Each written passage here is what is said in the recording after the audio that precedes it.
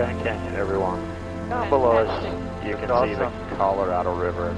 That runs the entire length of the canyon, and it's about 300 feet wide, and it drops 2,000 feet on its way through the canyon. Over to our left, there's a single peak there between us and the North Rim. That one's called Vishnu Temple, and it's one of the higher peaks on this end of the canyon. Just out in front of us, you'll see a little cone there with a flat white top. That one's called Apollo Temple. Further up and to the left is a white-tipped peak called Jupiter Temple, and both of those are named after Greek gods. And to our right side are the Desert Palisades. Those cliffs are 4,000 vertical feet from base to top.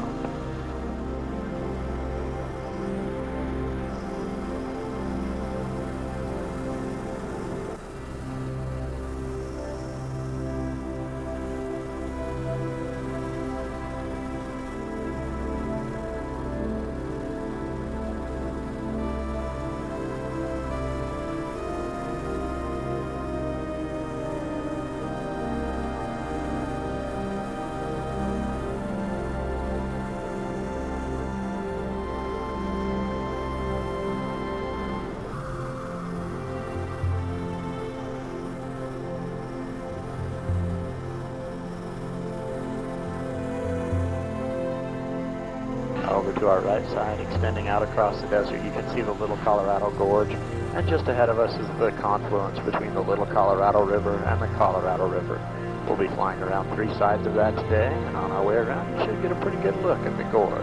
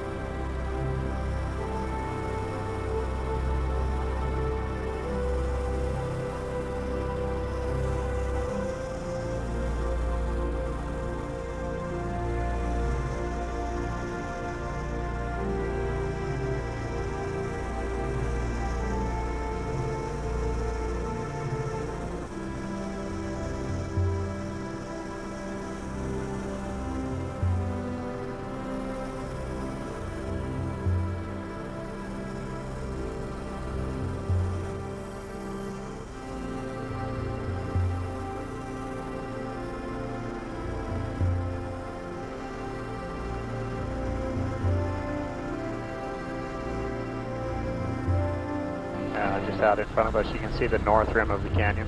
The North Rim has an average elevation of about 8,000 feet, making the North Rim about 1,500 feet higher than the South Rim, which we're flying over now. Here along the South Rim, you might notice that it slopes away from the canyon. Because of that, we don't have much erosion off of the South Rim, more of a sheer cliff there from rim to river. In contrast to that, the North Rim and the plateau beyond that all slope down into the canyon. It's that drainage coming off of the North Rim that carved out everything that you can see out in front of us now. Just out in front of us, you can see a rock outcropping there on the ridgeline. And what's called Mount Hayden. Mount Hayden is 30 stories high from base to top. And to the right of that, the first point you come to there on the North Rim is called Point Imperial. That is the highest point in the canyon. It stands at 8,803 feet.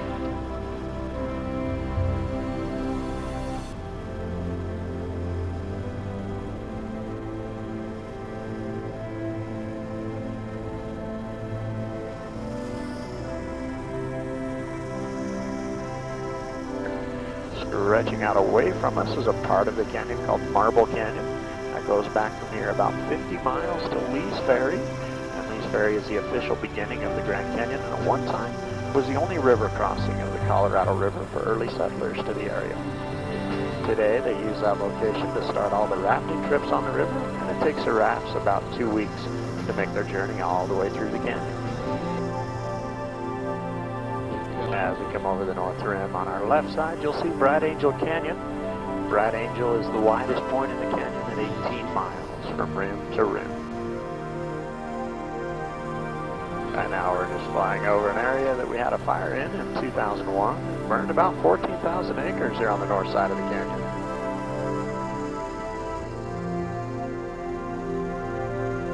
In the distance here on our left, you can see a ridgeline extending out into the canyon. That's called the Dragon Formation. The dragon's head, pointing out towards the middle of the canyon, has that knobby peak on top. Following that back, he's got a bumpy neck. Then it humps up over the dragon's back, and we're going to re-enter the canyon right by the dragon's tail.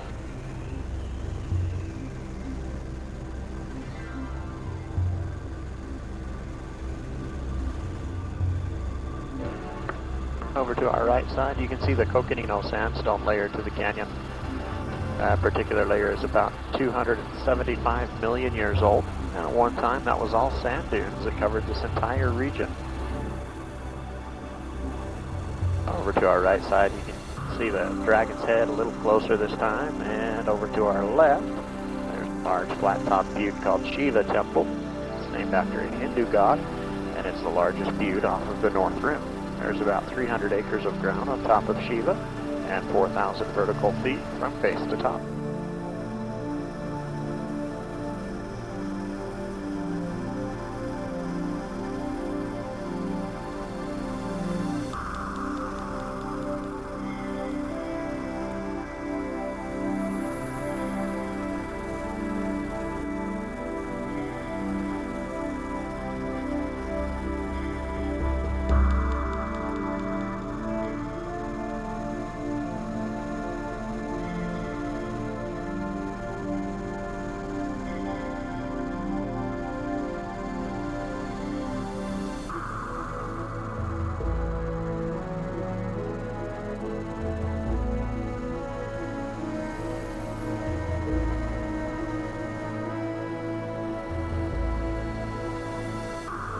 Up here just in front of us again down on the canyon floor, you can see where the rocks stand up on edge there.